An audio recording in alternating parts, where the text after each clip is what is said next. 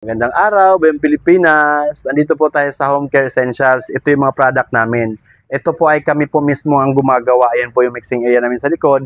At ako po ay train po akong DOST para gumawa ng mga ganitong klaseng produkto. So ako po nagtuturo sa mga nagmimix dyan sa likod. Maganda po ang quality nito kaya pinopromote ko po ito.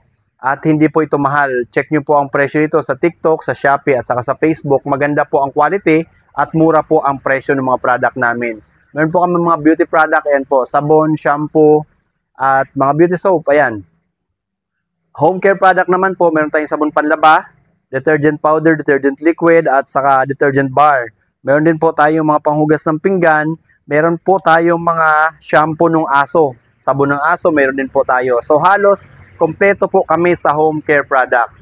Subukan nyo po itong product namin, maganda po talaga ang quality nito. Hindi po ako mapapahiya, hindi ko po tinipid ang component nito. Maganda po ang quality ng product namin at hindi po mahal ang presyo.